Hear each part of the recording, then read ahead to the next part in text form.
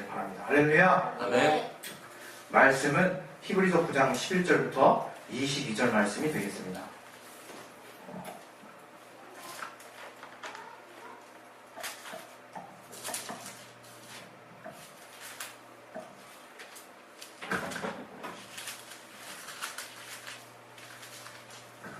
우리 찾으셨으면 우리 조금 긴 관계로 교독을 하겠습니다. 11절부터 11절부터 22절까지 11절부터 그리스도께서 장래 좋은 일의 대제사장으로 오사 손으로 짓지 아니한 곳 이 창조에 속하지 아니한 더 크고 온전한 장막으로 말미암아 용서와 송아지의 피로 아니하고 오직 자기 피로 영원한 속죄를 이루사 단번에 성소에 들어갔습니다.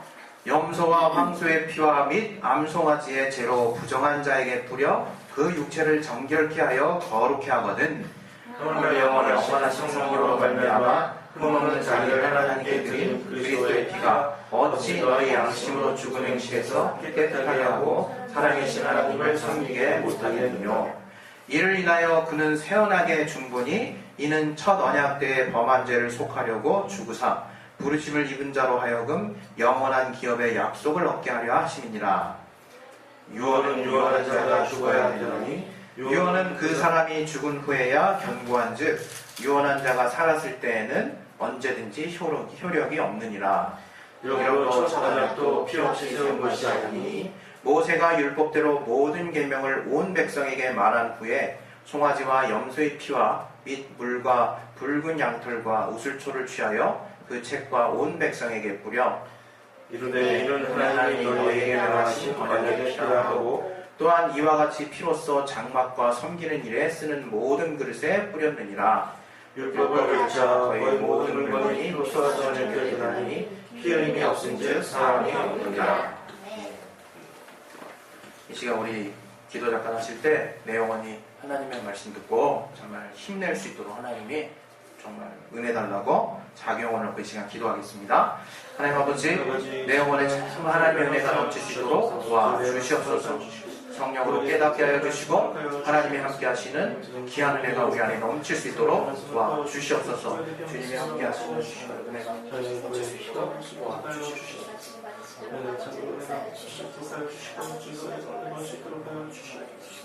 이 시간 생명의 말씀을 하여 주시고 제 영혼의 말씀을 통하여서 다시 살고 그 말씀을 주께 감사하며 예수 이름으로 기도했습니다. 아멘.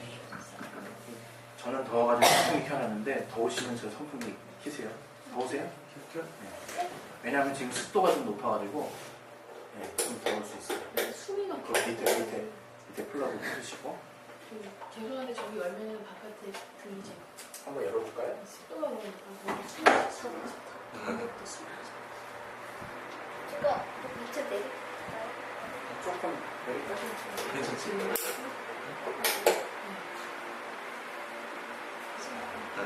네, 괜찮으세요? 네.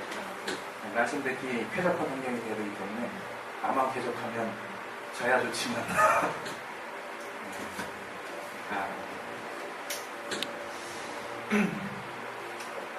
오늘 또 여러분과 함께 나눌 하나님의 말씀은 속죄에 대한 것입니다.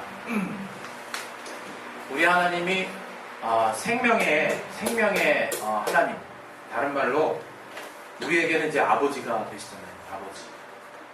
우리 육신의 아버지도 우리의 자녀들에게 생명의 씨를 주죠. 우리 자체가 하나님께로부터 지음을 받았기 때문에 우리가 엄밀히 말하면 저들에게 생명을 줬다고 말하기는 좀 애매해요. 그러나 우리 육신의 아버지들도, 육신의 어머니 아버지도 우리 자녀들에게 생명을 주잖아요. 그것처럼 우리 하나님 아버지도 우리에게 생명의 아버지가 되십니다. 생명의 아버지. 그것은 우리의 조물주, 우리를 지으신 분이라고 하는 의미도 되지만 또 우리 영과 혼과 육에 정말 참 생명이 되시는 분이라고 하는 그 사실을 우리가 기억해야 된다는 거예요. 우리가 폐륜이라고 하면 뭐라고 우리가 생각하는 겁니까? 폐륜.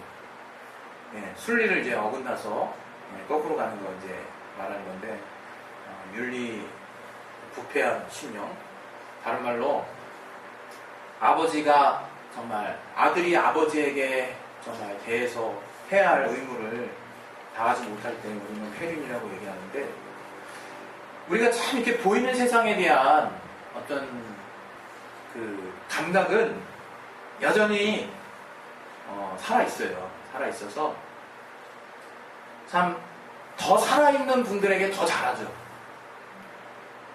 한번 여러분 잘 한번 생각해 보세요. 내가 어떤 것에 반응을 하나.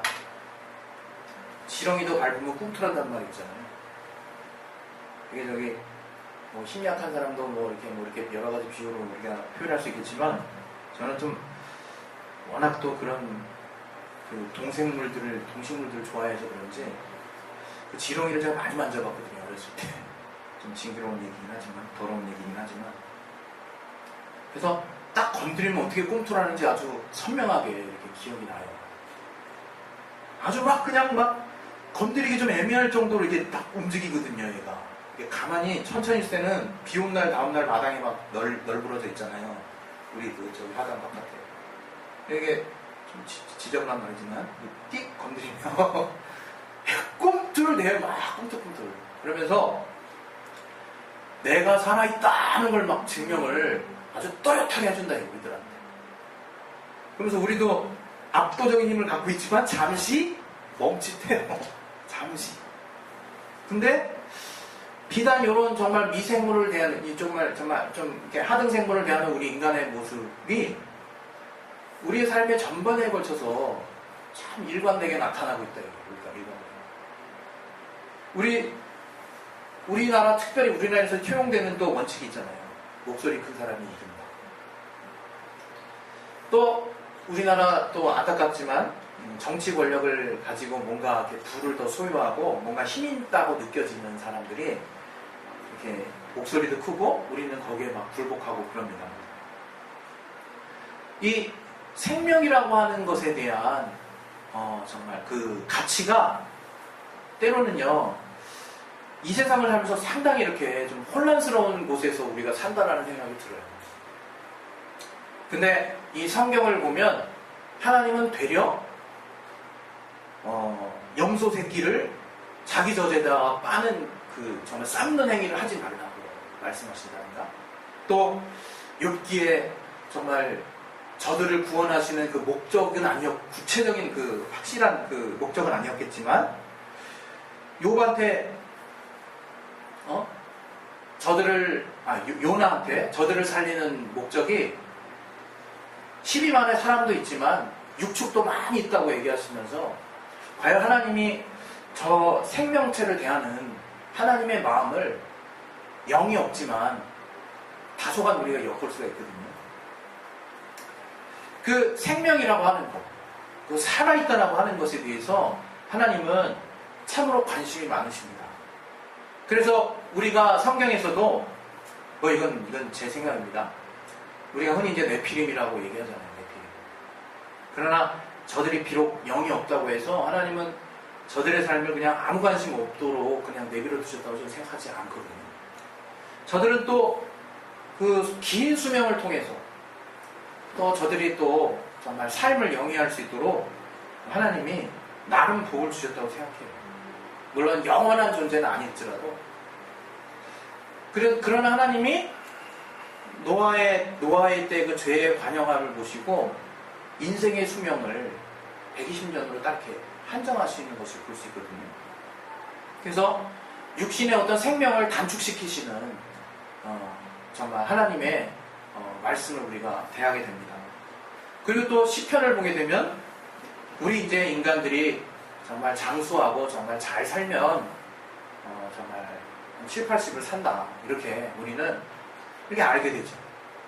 그러나 여러분, 우리가 또 부인할 수 없는 건 뭐냐면, 인간이요, 이 자연 수명을요, 과학으로 물론 120년이라는 한계가 있지만 계속해서 연장을 시키고 있어요. 지금 과거에는 아주 그 어린 나이에 결혼을 많이 했잖아요. 그 이유가 뭔지 알잖아요. 네? 자손을 낳기 위해서 언제 죽을지 모르기 때문에 무슨 병이라도 나면 금방 죽는 일이 다반이었고, 또 우리의 어머니 아버지 세대에는 자녀들을 많이 낳았지만 꼭 그 자녀 중에 한두 명씩은 이렇게 죽거나 이렇게 병으로 어떻게 잘못되거나 이제 이런 분들이 있었죠. 그래서 이렇게 다산을 하시고 이제 그런 부분도 있었죠. 여러 가지 또 다른 이유도 있었겠지만 이것처럼 정말 옛날에는 우리의 육신의 삶조차 우리가 간섭할 수 없었어요. 전혀.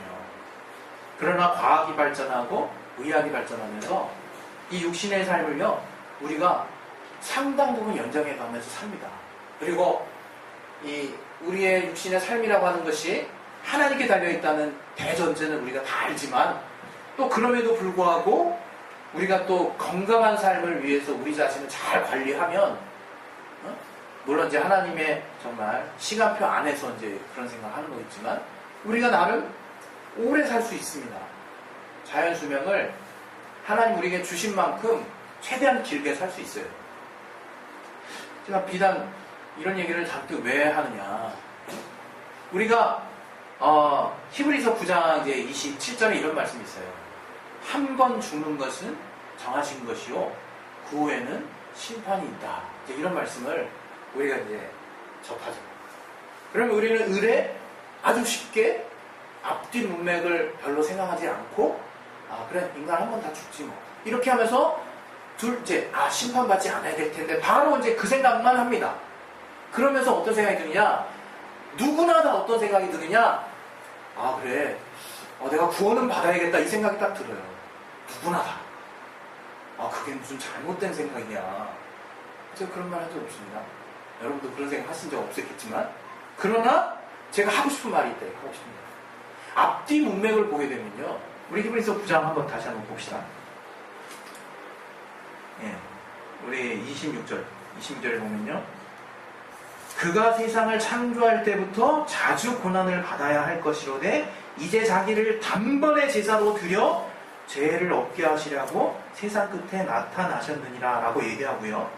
그 다음에 한 번 죽는 것은 사람에게 정하신 것이요 그 후에는 심판이 있으리니 그러면서 그 뒤에 이와 같이 라고 말씀을 하고 있어요. 이와 같이 어떻게? 앞에 말한 바와 같이 그리스도도 많은 사람의 죄를 담당하시려고 단번에 들이신 바 되었고 그 다음에 그 이어서 구원에 이르게 하기 위하여 죄와 상관없이 자기를 바라는 자들에게 두 번째 나타나시리라. 이게 무슨 얘기하는 거냐? 이게 한 번 죽는 것이 비단 육체에 대한 것만을 의미하지 않는다는 거예요. 이 28절 이후에 보면요 이와 같이라고 표현할 때 그리스도도 많은 사람의 죄를 담당하고 단번에 들이신 바 되었고 하는 그 사건이 바로 영에 대해서 주님께서 담당한 사건을 얘기하는 거예요. 우리 영의 죽음에 대해서 한 번 죽어버린 사건에 대해서 담당할 사건을 얘기하는 것이고 그 이후에 구원에 이르게 하신 이후에 이제 죄와 상관없이 자기를 바라는 자들에게 두 번째 나타나실 것이다. 이것이 뭐예요? 그 이후에는 심판이 있으리니와 바로 대비되는 구절이에요. 다시 말하면 무슨 얘기를 하는 것이냐, 이 한 번 죽는 것이 왜 정해졌느냐, 이거 우리가 잘못 해석하면요 예정론으로 빠집니다. 굉장히 어려운 말로 우리가 받아들이게 돼요. 뭐가 정해졌다 하는 것이냐, 우리의 의지와 상관없게 되어버렸단 말이에요. 우리의 의지와 상관없이 이제 우리 영이 한 번 죽어버린 것은, 그래서 많은 사람들이 예수를 믿는데 오해하고 있습니다. 어떻게? 내가 태어나자마자 내가 죄졌다는 게 이해가 되질 않는 거예요. 내가 태어나자마자 죄인이라는 사실이 도무지 납득이 안 되는 거예요. 그래서 율법으로 간다 이거예요. 율법으로. 나 태어날 때부터 그렇게 큰 죄 저지른 적도 없고, 이제 신앙이 괜찮은, 기독교라는 신앙이 있네. 이제 하나님 만나려고 율법의 길을 택한다 이거예요. 율법의 길을. 어떻게? 나 그동안 죄진 것도 특별히 없고 이제 조금 있다면 회개하고 이제 주님이 말씀하신 법대로 더 선하게 살면 구원 받으리라 라고 생각한답니다. 구원 받으리라. 내가 이렇게 생각하고 있기 때문에 복음은 너무나 영원한 거예요. 죄와 상관없는 자들에게 주님이 반드시 나타나신다고 하는 그 주님은 우리와 아무 상관없게 되는 거예요. 지금 무슨 얘기하는가 하면 너무 정말 알기 쉬운 얘기를 하는데도 우리가 무슨 얘기하는 거야? 아는 말 같으면서 모르는 말 같다고 해요. 아는 말 같다. 무슨 얘기냐? 한 번 정한 것이 무엇이냐? 하나님이 정하셨다는 게 아니에요. 사람에게 이미 정해졌다는 거예요. 뭐가?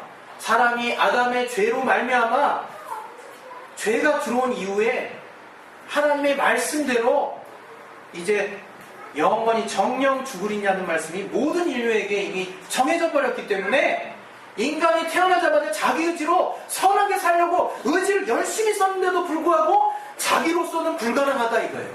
이게 정해진 거 아니면 뭐겠습니까? 이 정해진 거 아니면 뭐예요 이게? 내가 아무리 정말 의지를 쓰고 내가 아무리 금방 극복하려고 해도 난 이미 죽을 수밖에 없는 존재가 됐다는 거예요. 여러분 뭐가 절망인가 하면요, 해도 안 되는 게 절망인 거예요. 우리가 무엇이 절망인지 제대로 깨달아야 되는 거예요. 내가 해서 소망이 있으면 그 사람 절망할 필요 없는 거예요. 우리가 계속 붙들어줘서 단 1%의 소망이라도 잡을 수 있도록 해줘야 되는 거예요. 그러나 절망이 무엇이냐?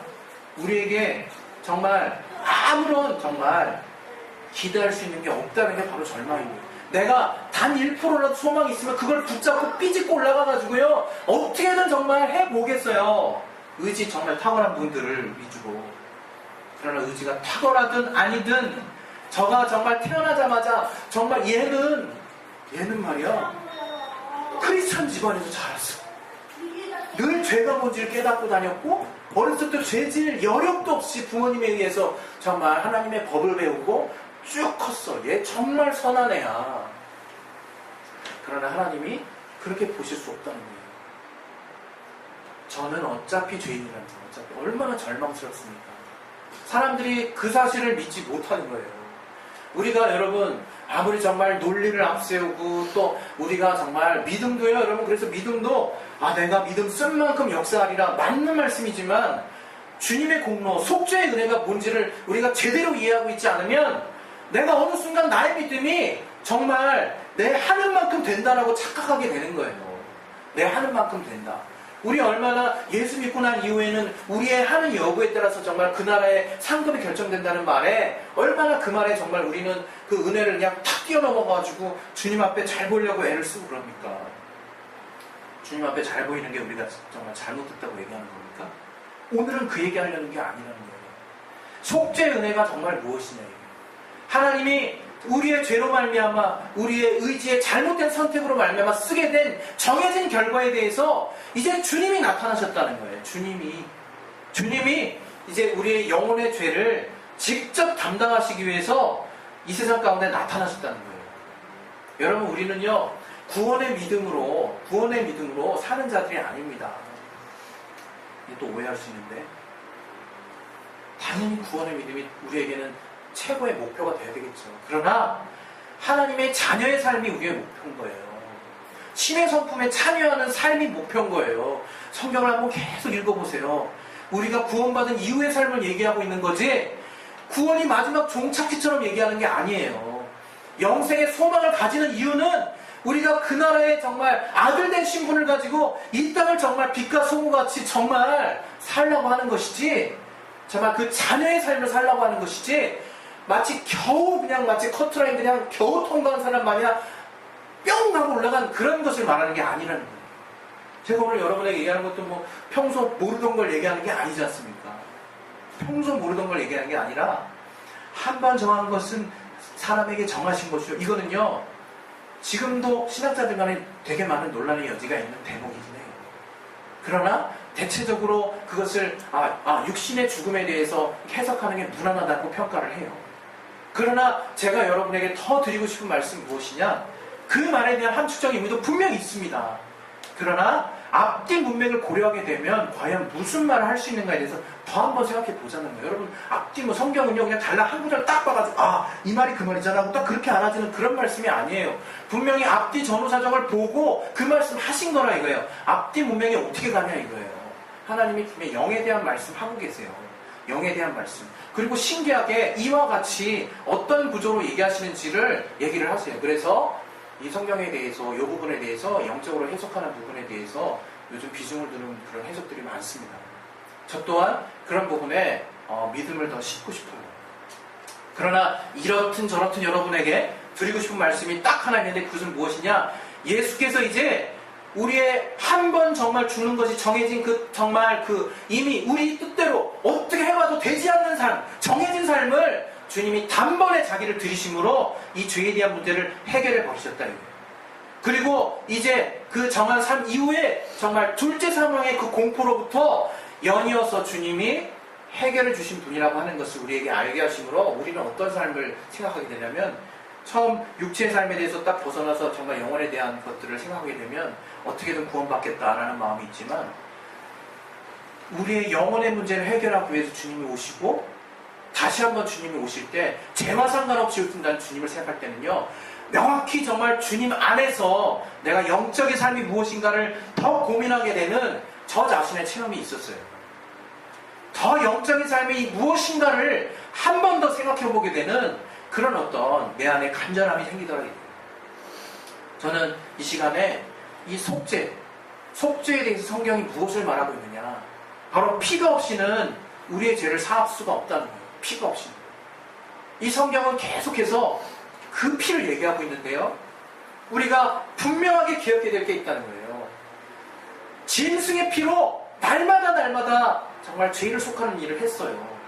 그리고 그것은 결국에는 한계가 있기 때문에 왜 대제사장도 죄인이고 제사장도 죽고 그런 한계성, 그 다음에 우리의 죄도 날마다 제사장이 나가고 그 짐승의 피가 정말 영원한 속죄가 될 수 없는 재물이기에 우리는 항상 정말 죽여야 되는 그런 한계를 가지고 있다는 얘기를 딱 얘기를 해요. 그것이 뭐냐? 내가 너에게 준 율법, 육체의 예법의 한계다 라고 우리에게 얘기를 해줬습니다. 그러면서 그분이 우리에게 하시는 것은 영원한 대제사장을 얘기를 하시거든요. 영원한 대제사장. 바로 그분이 한 번 정말 우리를 위해서 피를 흘리시고 이제 다시 계속해서 고난을 받으실 필요 없이 그분의 피 자체가 영원한 효력이 있어서 영원한 것이기에 우리를 계속적으로 정말 속할 수 있다는 거예요. 그리스도의 피는 짐승보다 나은 피라고 하는 거예요. 짐승보다 나은 피. 그러나 여전히 우리가 육체를 정말 속함에서, 육체의 죄를 속함에서 우리가 정말 요 어떤 시기를 단지 극복하는 부분에서의 생각만을 갖고 있다면 주님의 포커스랑 완전 다르다 이거예요. 주님이 우리를 보시는 포커스랑 완전 다르다. 그분은 영원한 것을 예비하셨는데 우리는 단지 이 세상에 정말 이 어려움들을 이렇게 살았지만 내가 죄사함 받아서 그래도 거기 그냥 올라가는 그러면 되겠지라고 생각한다면요, 영원한 나라 앞에 딱 펼쳐져 있는데 내가 딱 올라가더니 벌거벗고 올라가 있는 거예요. 올라가서 난 지옥을 안 가서 다행이다. 주님 감사합니다. 앞에 쫙 펼쳐져 있는 거예요. 영광스러운 정말 보좌가 저 앞에 있고 내가 갈 수가 없는 게 너무 부끄러워서 그거랑 별다른 게 뭐가 있냐 이겁니다. 주님이 우리에게 명하신 삶이 무엇이냐 이거예요. 정말 진정 무엇이냐 이거예요. 주님이 우리에게 명하신 속죄가 무엇이냐 이게 속죄 영원히 주님과 교제할 수 있고 주님 만날 수 있고 진리 안에 거할 수 있고 주님과 함께 기쁨에 동참할 수 있는 영원함의 속성을 완전히 잊어버렸는데 이제 그 속죄의 피로 말미암아 주님이 내 안에서 사심으로 말미암아 영원히 하게 되는 기쁨이 회복됐다는 거예요. 이제 그런 신분이 됐다는 거예요, 여러분. 그래서 정말 우리가 제가 그냥 목소리가 올려서 여러분, 우리가 정말 바라는 것이 무엇이 되게 되느냐, 정말 끝이 있는 것에 소망을 두지 마시기 바랍니다. 정말 언젠가 끝나는 것에 좀 그래요. 그래서 그런 생각해요. 오해하지 마시고 한번 잘 들어보세요. 제가 생각한 거니까. 때로는 육신의 부모가 죽으면 되게 슬프잖아요. 굉장히 슬프거든요. 그것은 여러분 한번 그런 생각을 해보세요. 그분과의 추억이 있는 만큼 슬픈 거예요. 아무리 육신이 나를 낳아준 부모라 그래도요, 예? 한 번 보지 못했다가 어느 순간 갑자기 죽었다 그러면 이분이 나를 낳아주신 분인다라고 하는 그 감정 때문에 순간 슬플 수는 있어도 애틋하고 막 그냥 저려울 정도로 슬프진 않을 것 같아요. 나를 낳아주신 부모라는 그 특수성 때문에, 그런 상징 때문에 그런 분이 돌아가셨다는 나를 길러주신 분에 대한 정말 정이 더 많겠지? 그러지 않겠습니까? 뭔 얘기를 하는 거냐? 영으로 하나님을 이 땅 가운데서 계속 우리가 체험하는 기쁨이 있어야 된다는 거예요. 그분과의 깊은 교제가 있어야 정말 내가 주님과 떨어져 사는 이 슬픔과 단절됐다는 이 고통이 얼마나 큰 고통이었나. 주님과 정말 이 교제하는 우리 아버지, 어머니, 우리 정말 가까운 친척들끼리, 예를 들어서 제가 아무래도 우리 정말 여러분들에게는 제가 만약에 사고 나면 다른 친구들보다 더 슬퍼할 거 아니에요. 안 그렇습니까? 제가 잘못했는데 여러분하고 다른 사람하고 비슷하게 슬퍼하면 내가 좀 죽어서도 슬플 것 같아요. 그게 뭡니까? 우리의 오고 가던 애틋한 정이 있다고, 이 땅에서. 육신으로 맞닿았던, 대화했던 여러 가지 추억들이 있는 거예요. 그것이 그 사람에 대한 슬픔과 어떻게 이런 사람을 보내시니까 왜 이렇게 일찍 보내셨습니까? 이런 슬픔으로 되지만, 그럼 영적으로 우리가 그런 깊은 교제를 하나님과 가질 수는 없냐 이거예요. 하나님은 우리에게 더 큰 은혜를 주셨다고 하는데, 성령으로 이제 깨달을 수 있다고 하는데, 그래서 그렇게 하나님의 사랑을 내가 체험하고 있으면 내가 과거에 주님과 단절했던 삶이 얼마나 정말 저주스럽겠냐고요. 얼마나 끔찍했겠냐고요. 그 은혜를 얼마나 사모하겠냐고요. 속죄의 은혜가 얼마나 나에게 뜨겁겠냐 이겁니다. 그래서 이 시간에 거두절미하고 이제 기도하겠습니다. 기도하실 때 속죄의 은혜. 여러분 지금 여러분 앞에 펼쳐진 좀 약간은 저기 구체적으로 표현할게요. 예를 들면 우리 직장인 분들한테 펼쳐진 앞에 정말 해결되지 않은 업무가 중요한 게 아니라, 또 우리 또 시험 공부를 하시는 분 앞에 펼쳐진 아직 정말 통과하지 못한 어떤 영역, 내 것이 되지 못한 어떤 지식적인 부분이 아니라, 아니면 저처럼 이것저것 진짜 말하기도 좀 정말 부끄러운 굉장히 사소한 것 때문에 지금 한쪽으로 신경이 막 쏠릴 것 같은 나의 이 마음 씀씀이가 아니라, 정말로 주님이 우리를 향해서 어떠한 피를 흘리시는 자, 영원한 피를 흘리셨다는 것에 대해서 정말 성령으로 누리시길 바랍니다. 누리시길 바라요. 할렐루야. 네. 이 시간 그래서 기도하실 때요, 주님은 이렇게 말씀하셨어요. 이제 죄와 상관없이 나를 찾는 자들에게, 기억하세요. 반드시 기억하세요. 죄와 상관없게 하셨을 주님이, 주님의 보혈, 바로 주님이 그 일을 하신 분인데, 그분이 두 번째 나타나실 때 과연 내가 그분을 사모할 수 있는 자이냐 분별하시라는 거예요. 그 한 번 정해진 거 어떻게든 노력해가지고 율법의 삶을 살지도 말고, 정말 이미 정해진 삶에 대해서 낙담하지도 말고, 이제 그것을 위해서 오신 그 주님을 기대하시라 이거예요. 기대하시라. 그래서 이 시간 우리 기도하실 때 정말 내가 주님을 기대하는 자가 되게 해달라고. 아버지, 정말 무엇이 중요하겠습니까? 내가 정말 어떠한 정말 죄 가운데 있을지라도 회개의 복음을 주시고, 죄와 상관없이 자기를 찾는 자에게 반드시 나타나신 것 같은 주님의 그 말씀처럼 내가 그 주님을 늘 사모하는 자가 되게 도와달라고, 나를 뜨겁게 해달라고 시간 예수의 한번 하시고 기도하겠습니다. 예수여! 하나님 아버지, 정말 주께서 이제 우리의 모든 육체의 한계가 있는 짐승의 피를 대신한 영원한 피를 쏟으셔서 정말 하나님께서 영원한 속죄를 이루시고, 정말 이제는 주님께서 영원히 우리와 관계를 회복시키기 위한 정말 그런 아버지의 은혜를, 그 속죄의 대속의 은혜를 우리에게 주셨다고 묵상했다는데, 우리는 이 땅의 삶에 연연하여서 이렇게 해서 정말 내가 이제 육신이 죽어버리면 어떡하지? 그리고 정말 이제는 정말 그 이후에는 이후에 삶이 있다고 했는데 내가 정말